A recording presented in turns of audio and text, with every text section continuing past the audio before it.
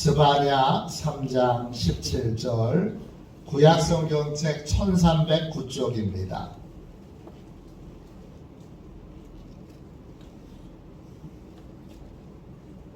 스바냐 3장 17절입니다.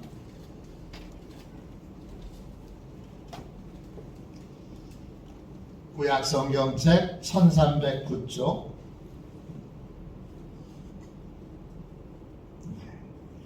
스바냐 3장 17절입니다. 우리 한 목소리로 같이 이 귀한 말씀을 읽도록 하겠습니다.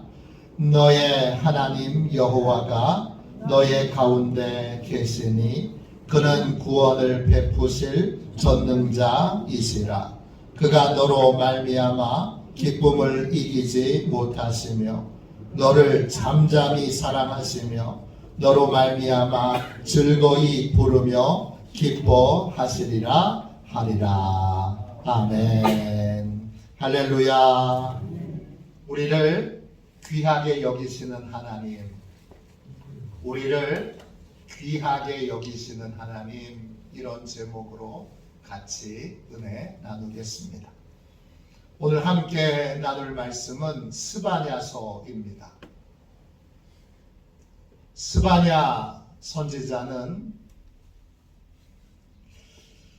70인역으로 헬라어 성경으로 보면 그 이름이 스포니아스 이렇게 되어 있습니다. 영어로는 제파니아 이렇게 되어 있고 히브리어 성경으로는 체판야 이렇게 되어 있습니다. 이 체판야라고 하는 말의 뜻은 야는, 끝에 있는 야는 하나님이라는 뜻입니다.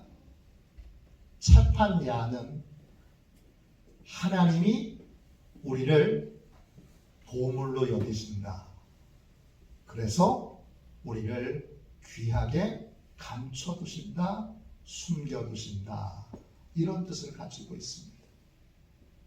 스바냐는 무슨 뜻이냐?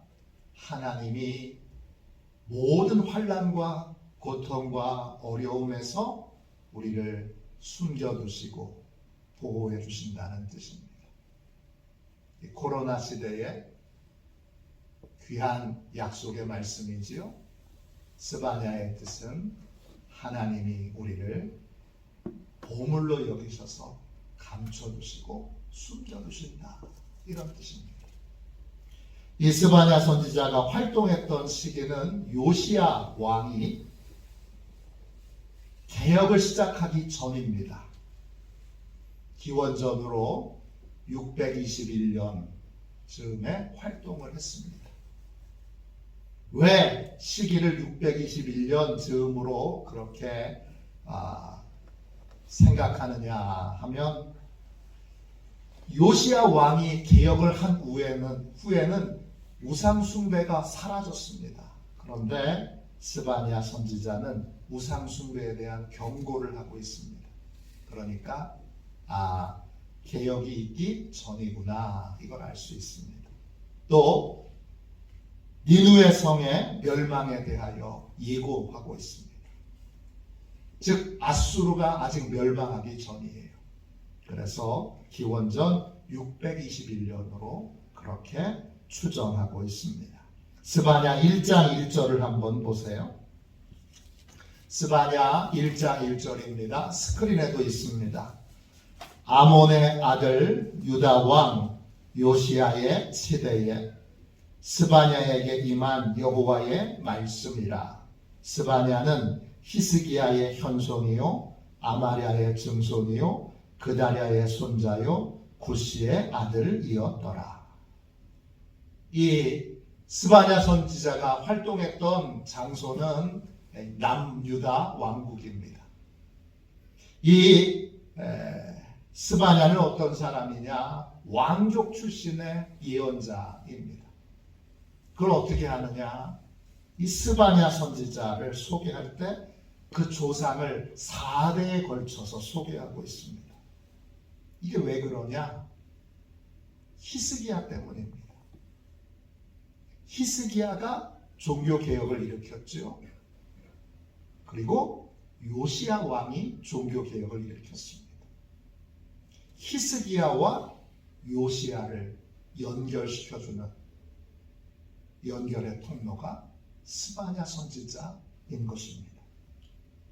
4대에 걸쳐서 소개하는데 그 꼭대기가 히스기야 왕입니다.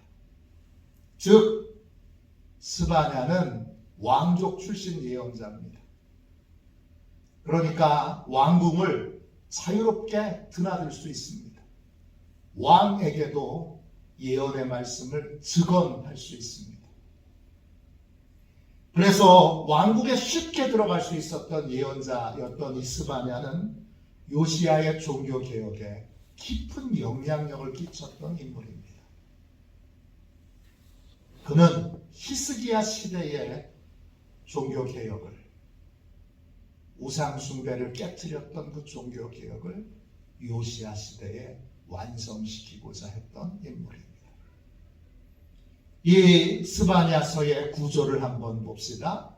두 가지로 이루어져 있어요. 스바냐 1장 1절부터 3장 8절까지는 심판의 날을 예언하고 있습니다. 3장 9절부터 20절까지는 구원의 날을 예언하고 있습니다. 그러니까 심판의 날, 구원의 날. 이것이 스바냐서 전체의 구조고, 그 심판의 날에, 하나님의 날, 그 심판이 임하는 날에 하나님을 의지하는, 하나님을 믿고 의지하는 하나님의 백성들은 하나님이 심판받지 않도록 어떻게 하세요? 숨겨두시는 거예요.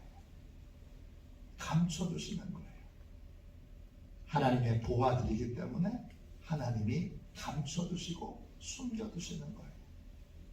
그 환난 가운데에도, 그 심판 가운데에도, 그 핍박 가운데에도, 그 고통 가운데에도 하나님이 지켜 보호하여 주시는 것입니다.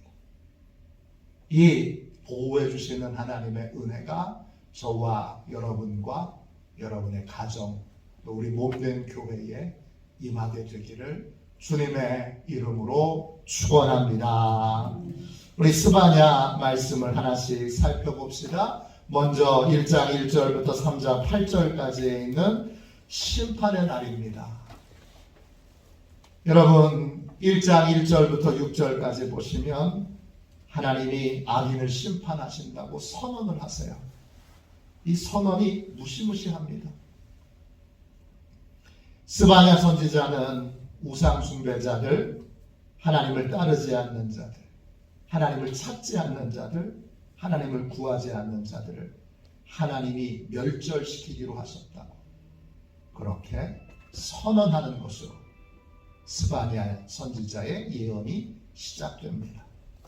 스바냐 1장 4절 보세요. 4절부터 6절까지 볼게요. 내가 유다와 예루살렘의 모든 주민들 위에 손을 펴서 남아있는 바알을 그곳에서 멸절하며, 멸절한다는 말을 사용하고 계십니다. 하나도 남김없이, 하나도 예외 없이 다 하나님이 밟아 없애신다는 거예요.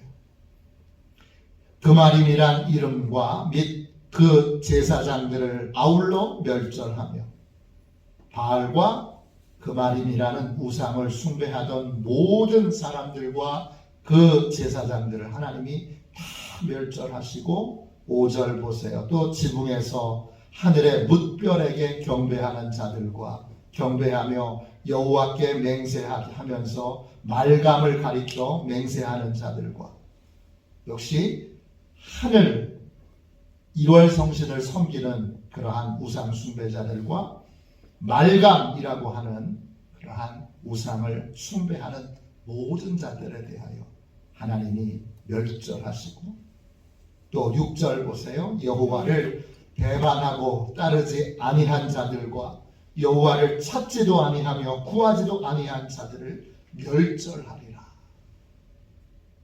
하나님이 스바냐 선지자를 통해서 멸절에 관한 예언을 해주고 계세요. 우상 숭배자들, 하나님을 따르지 않는 자들, 하나님을 찾지 않는 자들, 하나님께 구하지 않는 자들, 그들을 예루살렘과 유다 땅에서 완전히 멸절하겠다. 이렇게 선언을 하세요. 그리고 그날이 1장 7절부터 2장 23절까지 보세요. 그날이 곧 임하게 됩니다. 여호와의 날이 임박합니다.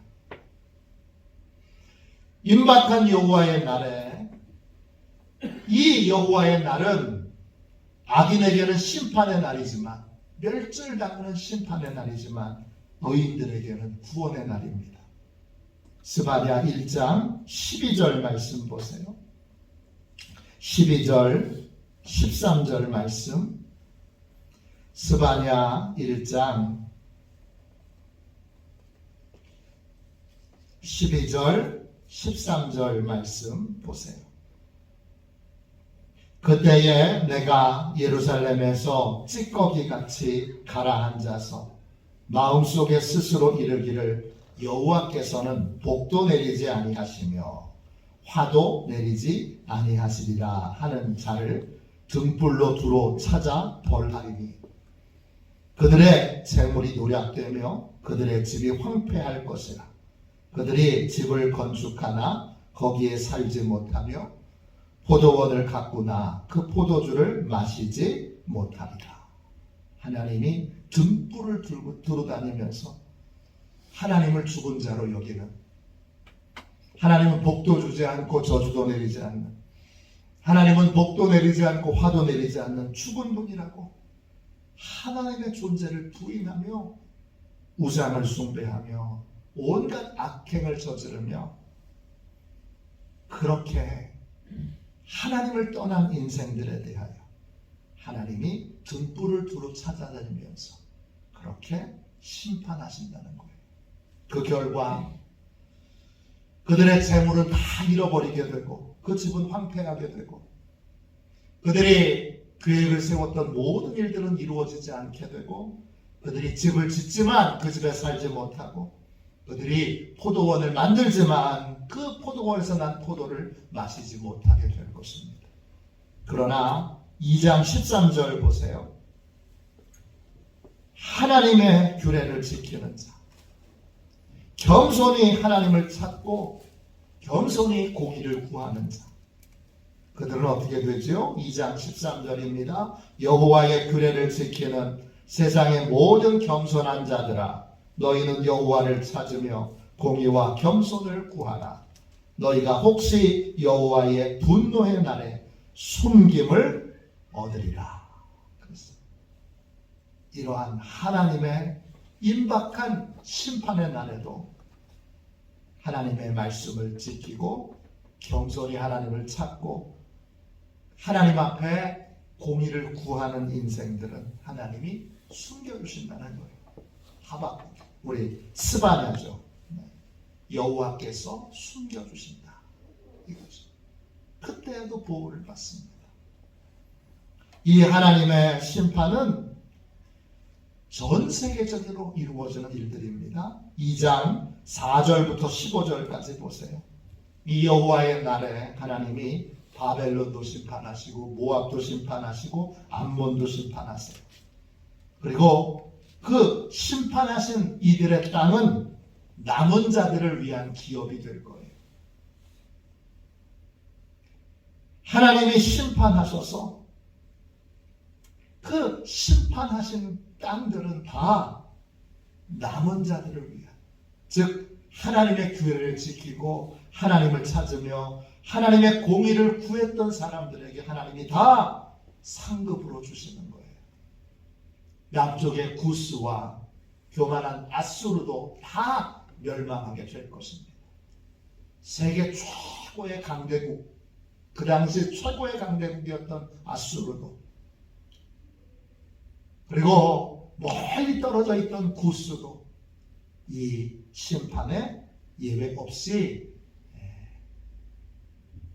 심판의 대상이고 그들도 다 심판하여 멸망하게 될 것이고 그 모든 남은 땅들은 다 하나님을 경외하는 남은 자들을 위한 기업이 될 것이다.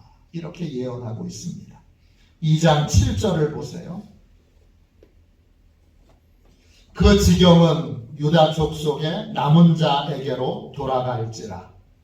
그들이 거기에서 양떼를 먹이고 저녁에는 아스글론 집들에 누우리니 이는 그들의 하나님 여호와가 그들을 보살피사 그들이 사로잡힘을 돌이킬 것이니라.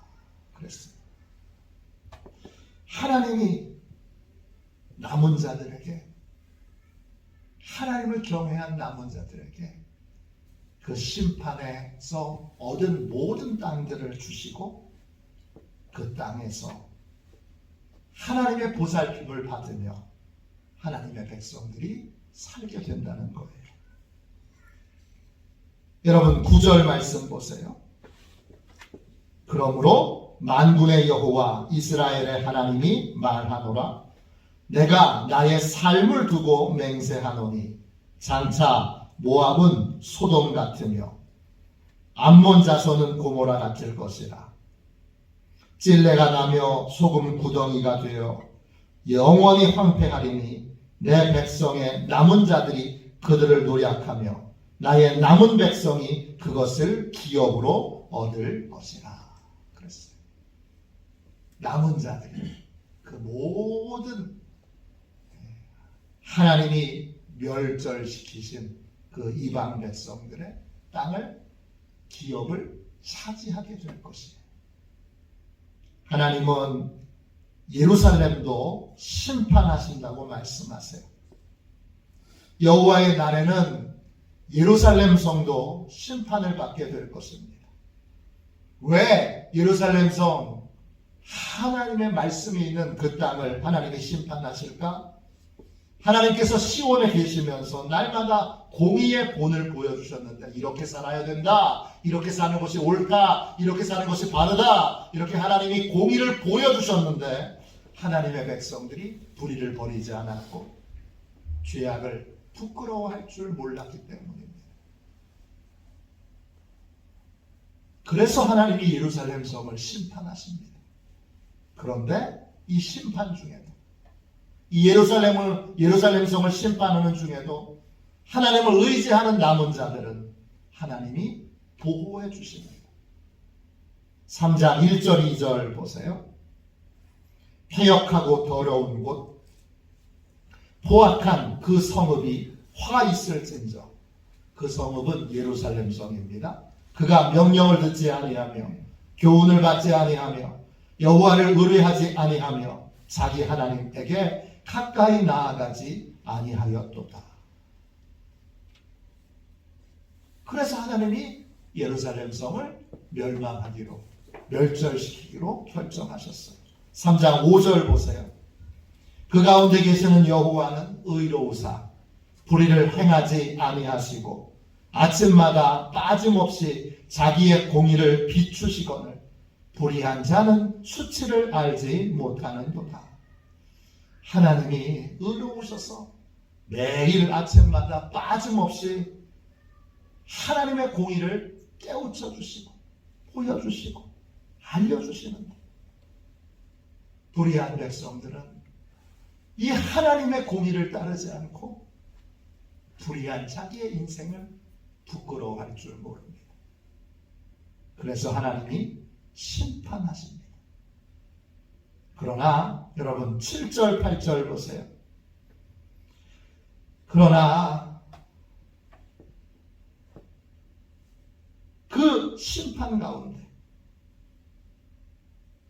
다시 경외하고 하나님의 교훈을 다시 받기로 결정하면 하나님이 뜻을 돌이키실 수 있습니다.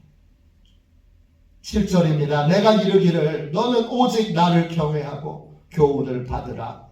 그리하면 내가 형벌을 내리기로 정하기는 하였지만 너의 거처가 끊어지지 아니하리라 하였으나 그들이 부지런히 그들의 모든 행위를 더럽게 하였느니라.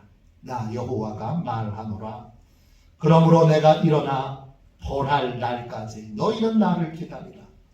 내가 뜻을 정하고 나의 분노와 모든 진노를 쏟으려고 여러 나라를 소집하며 왕국들을 모으리라.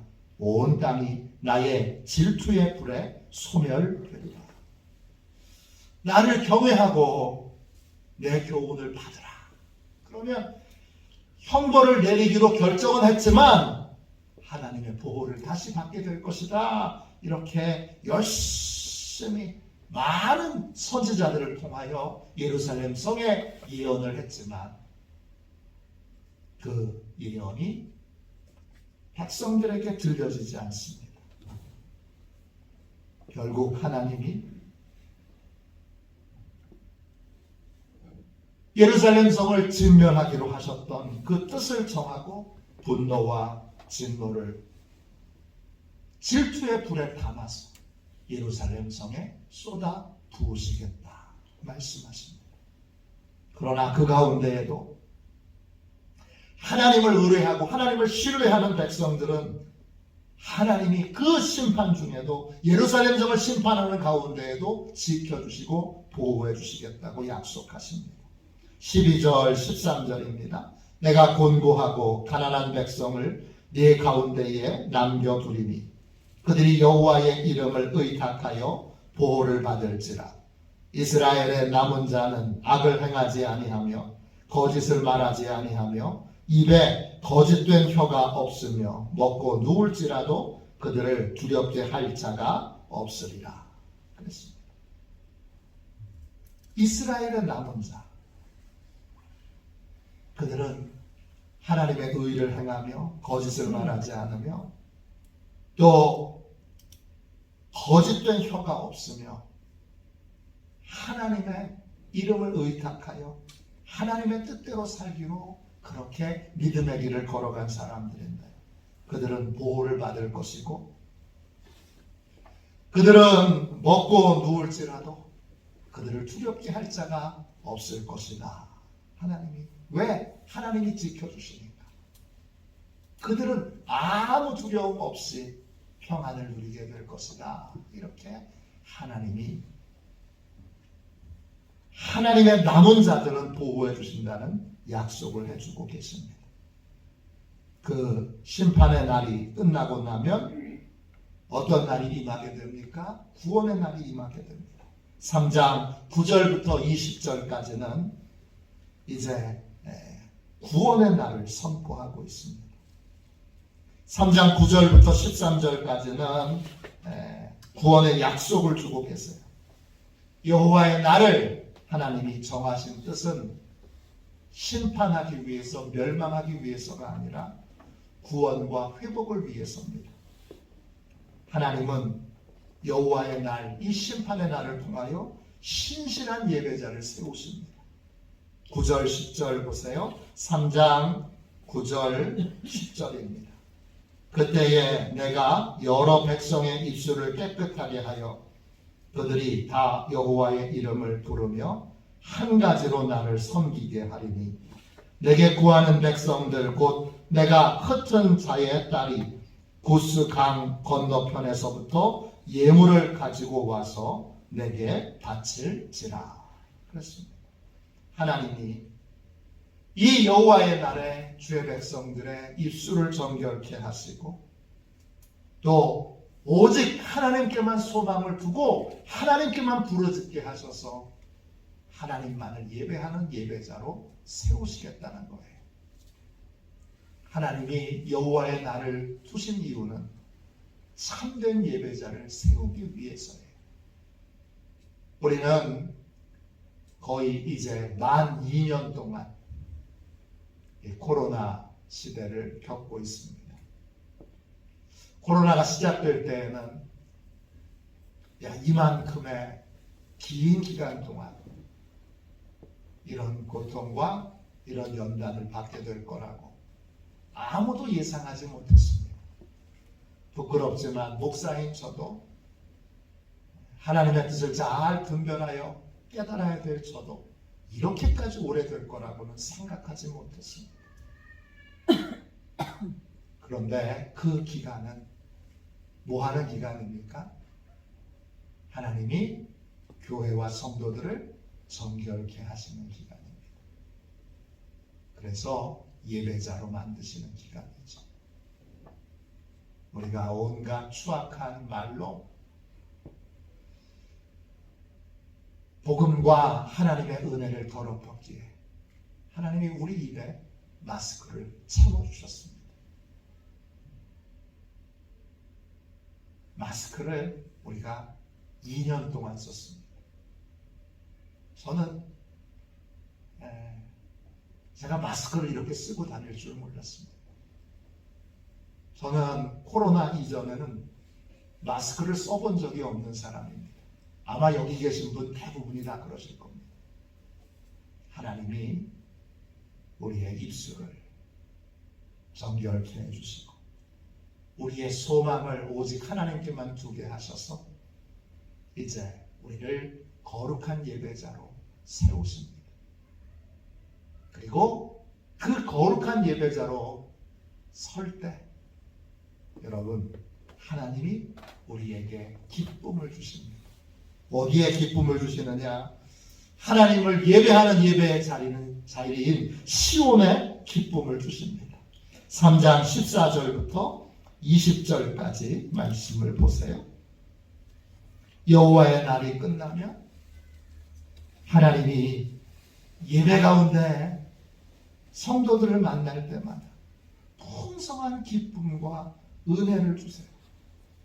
모든 징계가 끝나고 이제 하나님이 함께 하셔서 보호해 주시고 지켜 주시고 또 돌봐주시니 아무것도 두려워할 필요가 없는 평강의 삶이 우리의 삶에 시작됩니다. 14절 15절 보세요. 스바냐 선지자가 크게 외칩니다. 기뻐할지어다. 그럽니다. 14절 보세요. 시온에 따라 노래할지어다. 이스라엘아 기쁘게 부를지어다.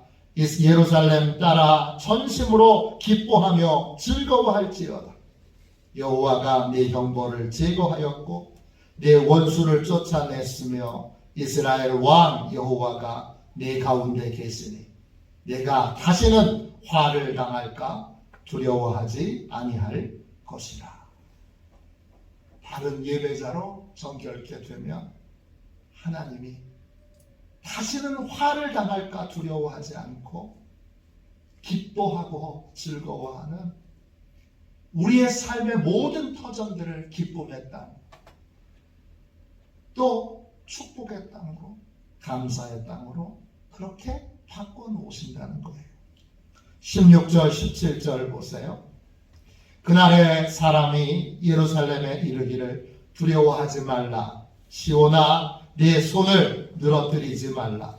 너의 하나님 여호와가 너의 가운데 계시니 그는 구원을 베푸실 전능자이시라.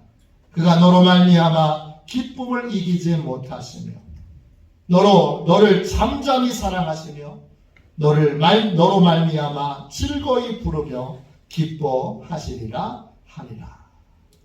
하나님이 함께 계시기에 손을 늘어뜨리는 건 소망을 잃어버린 거예요. 시온아 다시는 소망을 잃어버리는 인생을 살지 말고 하나님이 함께 계십니다. 그 하나님으로 말미암아 즐거이 부르며 기뻐하는 하나님으로 말미암은 소망의 삶을 살라. 왜냐? 하나님이 내게 구원을 베푸실 전능자이시며 하나님이 너를 너무 사랑하셔서 너로 말미암아 기쁨을 이기지 못하시는 너를 세상의 최고의 보물로 여기시는 하나님이시기 때문이다. 그렇게 선언합니다. 그날에 여러분 19절 20절 보세요.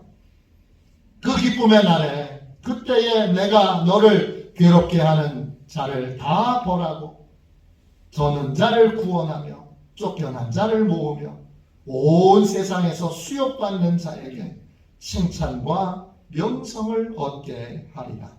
내가 그때에 너희를 이끌고 그때에 너희를 모을지라. 내가 너희 목전에서 너희의 사로잡힘을 돌이킬 때에 너희에게 천하 만민 가운데서 명성과 칭찬을 얻게 하리라. 여호와의 말이니라. 하나님이 이 남은 자들을 명성과 칭찬을 얻는 자로, 이제 괴롭게 하는 모든 것들을 다 벌하고 이제 저는 자들을 구원하고, 구원한다는 건 치료하신다는 거죠. 모든 여호와의 날에 받았던 상처들을 다 치료하고 쫓겨났던 터전에서 다시 돌아오게 하고, 이 여호와의 날에 수욕을 받던 자들, 고통을 받던 자들 칭찬과 명성을 얻게 하나님이 그렇게 바꿔놓으신다는 거예요. 천하 만민 가운데서 명성과 칭찬을 얻게 하리라 하셨습니다. 이 스바냐의 예언의 말씀을 우리가 쭉 함께 묵상해 보면 이건 마치 코로나 시대를 향한 하나님의 예언의 말씀과 같습니다. 이 코로나로 말미암아 하나님이 교회를 정결케 하시고 성도들을 정결케 하셔서 우리를 예배자로 서며 입술을 정결케 하고 하나님께만 소망을 두는 인생으로 그렇게 바꾸시는데, 우리가 그 뜻에 따라 순종하여 하나님의 뜻대로 하나님께만 소망을 두는 예배자로 설 때 하나님이 우리의 삶의 터전을 기쁨의 땅, 소망의 땅으로 바꿔주시고, 그리고 우리를 칭찬과 명성을 얻게 하고 세계 만방에 하나님이 자랑하시는 사람으로 그렇게 세우시는 복된 미래가 기다리고 있습니다. 우리는 주의 이 놀라운, 여러분, 약속을 믿어야 합니다. 코로나가 끝나면 기쁨의 시간이, 또 하나님이 주시는 큰 위로의 시간이, 회복의 시간이 기다리고 있습니다. 이때 우리가 해야 될 일은 하나입니다. 정결한 예배자로 서는 것입니다. 이 땅에 교회가 다시 하나님의 정결한 예배자로 서서 그래서 하나님의 이 놀라운 계획이 교회 가운데, 성도 가운데, 이 땅 가운데 이루어지도록 오늘 간절히 소망 가운데 기도하는 저와 여러분이 되시기를 주님의 이름으로 축원합니다. 축원합니다. 우리 함께 찬양하고 우리 통성으로 기도하겠습니다. 찬송가 384장입니다. 384장, 기가 막힌 찬송이지요. 1절만 2번 찬양하는데, 믿음으로 사는 자는 하늘 위로를 받습니다. 무슨 일을 만나든지 그 일의 결국은 형통입니다. 왜냐? 하나님이 우리를 사랑하셔서 우리의 길을 인도하고 계시기 때문입니다. 코로나를 만나도 형통입니다. 하나님이 이 코로나를 통하여 우리에게 복을 주십니다. 그 복은 반드시 여러분 우리를 정결케 하신 후에 주십니다.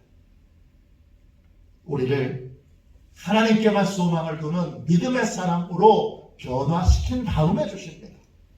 그러므로 우리가 하나님의 뜻대로 정결한 예배자로 주님 앞에 이 코로나 시대에 서기로 우리 이 찬송 2번 부르고 우리 통성으로 기도하겠습니다. 1절만 2번 찬양하겠습니다.